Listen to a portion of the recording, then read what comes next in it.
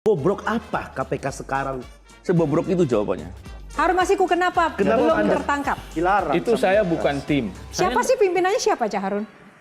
Ya pada masa Pak Firly ini. Rencana OTT, tapi orang dalam yang bocorkan dan OTT-nya gagal. Sering ya? Bapak-bapak ini gundulin kepala bagian dari rasa dendam. Apa yang bisa diharapkan dengan KPK 1 tahun ke depan sampai 2024? Gimana kita bisa tahu integritas mereka itu memang benar-benar layak? Perlu ingatkan ya anggota-anggota pansel dan anggota DPR yang memilih Firly bahwa Andalah yang bertanggung jawab. Q&A, karena setiap pertanyaan selalu ada jawaban. Dipandu oleh Yohana Margareta. Dan panelis kita hari ini, Abdul Kohar, Rai Rangkuti, Intan Saumadina, Maman Suherman,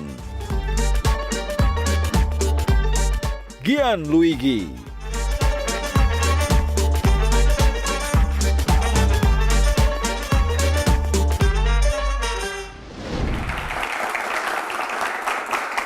Halo pemirsa, jumpa lagi bersama saya Yohana Margareta dalam program unggulan Metro TV Q&A. Karena setiap pertanyaan selalu ada jawaban.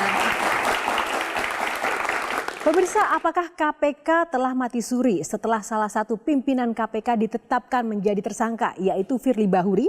Lalu apakah KPK mampu menjaga semangat dan juga amanah reformasi sebagai lembaga anti rasuah? Kita semua ketahui pemberhentian Firly Bahuri memiliki pengaruh positif terhadap KPK. Antara lain dijadikan sebagai momentum untuk menuntaskan reformasi KPK dan juga mendorong para pejuang anti rasuah turun gunung. Dan juga bahkan ada yang melakukan aksi gundul kepala sebagai simbol kejujuran dan juga usaha bersih-bersih KPK. Kita akan temukan jawabannya dalam Q&A. Sekali lagi, karena setiap pertanyaan selalu ada jawaban.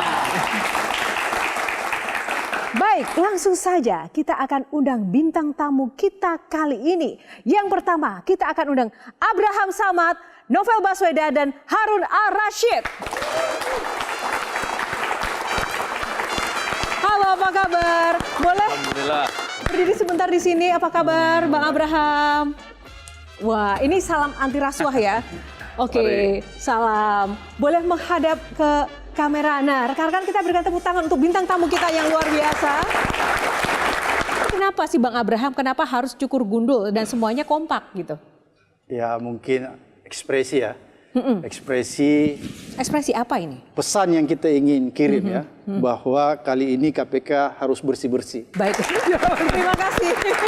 Oke, kita akan lebih lanjut lagi. Silakan duduk di tempat yang sudah disediakan. Semoga kursi ini tidak lebih panas dibandingkan kursi di dalam KPK sendiri ya. Sesuai dengan tema kali ini, emangnya boleh ya KPK korupsi?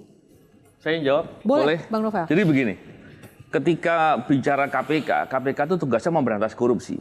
Kalau orang di KPK berbuat korupsi itu pengkhianatan. Bahkan itu kalau kejahatan pun kejahatan yang sifatnya luar biasa dan kejahatan yang serius sekali. Jadi kalau di banyak keadaan saya bisa orang bilang ketika menangkap korupsi yang besar dibilang big fish, saya bilang kalau pimpinan KPK berbuat korupsi itu giant fish. Jadi serius itulah masalahnya saya lihat. Berarti sangat serius. Kalau udah seperti itu harusnya dihukumnya seperti apa ya? Tapi jangan dijawab dulu. Kita akan tunggu Gian dulu. Sebagai bagian dari masyarakat ingin menyuarakan keresahannya tentang situasi yang sekarang terjadi. Silakan Gian. Kita tepuk tangan untuk Gian. Stres kan? Terlalu stres. Kang Maman nggak mau di sini, Kang Maman. Tapi emang Pak, saya mau tanya Pak. Pak Firly itu organ tubuhnya nggak lengkap ya? Kok nggak punya hati? Tapi kalau kita melihat bapak-bapak yang di sini, tepuk tangan buat bapak-bapak bertiga. Mantan-mantan orang yang berpengaruh di KPK. Kalau kayak gini enaknya kita bikin lukisan di belakang truk, bertiga kasih judul. Enakan mana zamanku tuh? Yes. Karena KPK akhir-akhir ini kita lihat menjadi singkatannya bukan lagi Komisi Pemberantasan korupsi, tapi jadi Komisi Penyelamatan Korupsi. Karena Pak Firly, kita lihat kemarin pas diperiksa sama polisi di dalam mobil ditutup mukanya. Itu kalau dibuka ketahuan. Sebagai masyarakat bahwa saya menitip beratkan bahwa kepada bapak-bapak di KPK dan mantan-mantan dari KPK ini bahwa masyarakat menaruh besar harapan kepada KPK bahwa siapa lagi yang harus memberantas korupsi kalau bukan KPK. Kalau kayak gitu kan ngapain ada KPK? Semuanya aja korupsi, Pak. Karena masyarakat butuh janji, bukan omongan manis. Saya Gian, terima kasih. Wow, terima kasih Gian. Nah langsung saja, mungkin Cak Harun yang pertama memilih nomor berapa? Saya memilih nomor 4. Nomor 4, kita bukan nomor 4. Intervensi. Saya mau tahu, sebenarnya kalau di KPK itu sering nggak sih ada intervensi dalam penegakan hukum atau penanganan kasus korupsi? Selama hampir 16 tahun, saya bekerja sebagai penyelidik di KPK. Saya merasa tidak pernah ada intervensi, baik itu dari internal maupun dari eksternal ya. Bang Abraham setuju dengan itu? Ya, mungkin saya tidak terlalu lama ya, saya cuma 4 tahun, tapi saya tidak pernah merasakan intervensi, baik dari dalam maupun dari luar. Itu clear itu. Itu clear? Iya. Kalau Bang Novel, bahkan pernah mengalami suatu tragedi gitu, apakah Anda juga akan mengatakan tidak ada intervensi? Kalau saya begini, saya di KPK itu 2007 saya sebagai anggota Polri yang ditugaskan di KPK. Maksudnya ikuti proses seleksi dan ditugaskan di KPK. Dan kemudian saya mengundurkan diri 2012. Kenapa saya kemudian mengundurkan diri menjadi pegawai tetap KPK? Untuk menutup ruang-ruang intervensi. Silakan Kang Maman. Intervensi tidak ada tapi tebang pilih ada, Bang Samad. Tebang pilih pun nggak ada ya. Jadi ini mungkin yang saya mau luruskan ke masyarakat ya. Karena kadang-kadang dia bilang ada tebang pilih. Bagaimana misalnya dari kasus, kenapa misalnya ada 5 kasus gitu kan? Ya. Ada 5 kasus. Bagaimana cara Anda menentukan yang ini dulu atau yang ini? Mungkin itu yang dimaksud tebang pilih. Di KPK itu kita punya roadmap sebenarnya, yang kita sebut roadmap pemberantasan korupsi. Di dalam roadmap itu, di situ dijelaskan kasus-kasus yang menjadi skala priority, skala prioritas. Ada yang disebut grand corruption, itu menjadi skala prioritas kita. Apa yang dimaksud dengan grand corruption? Kadang-kadang mungkin kalau awal mendengar kata grand corruption, maka orang akan berpikiran korupsi besar. Besar dalam artian jumlah yang dikorupsi atau jumlah yang dia terima suap. Padahal sebenarnya kalau kita lihat, baca di roadmap KPK itu sendiri, itu jelas-jelas apa yang dimaksud dengan grand corruption itu ada 2 indikatornya. Pertama, jumlahnya memang besar, jumlah korupsinya. Kemudian yang kedua, bukan dari segi jumlah, tapi orangnya. Siapa yang melakukan korupsi? Jadi mungkin ketika Anda melihat sebuah kasus, ada seorang hakim di OTT padahal cuma 200 juta. Atau ada polisi yang kena OTT, atau ada jaksa yang kena OTT, itu cuma 100 juta. Pasti Anda katakan, loh katanya grand corruption. Kok jumlahnya gitu? Bukan, karena kita harus lihat, orang ini adalah penegak hukum, untouchable. Jadi kalau KPK tidak menangani, kemungkinan besar orang-orang ini tidak akan mungkin atau kesulitan lembaga aparat penegak hukum lain untuk menangani sendiri. Katakanlah misalnya kejaksaan, kan nggak mungkin. Ada kesulitan dari faktor psikologis kalau dia mau menangkap jaksa sendiri. Atau polisi, ada kendala psikologis kalau misalnya dia menangkap polisi sendiri. Oleh karena itulah, itu masuk dalam grand corruption. Terbayang nggak di grand corruption itu akan menangkap kepalanya sendiri? Menurut saya malah begini Pak, kalau kita lihat, sampai pimpinan KPK berbuat korupsi itu sebetulnya keterlaluan. Keterlaluan sekali dan nggak pernah terfikir lah. Kenapa? Karena menjadi pimpinan KPK itu kan kemauan untuk berbakti untuk negara.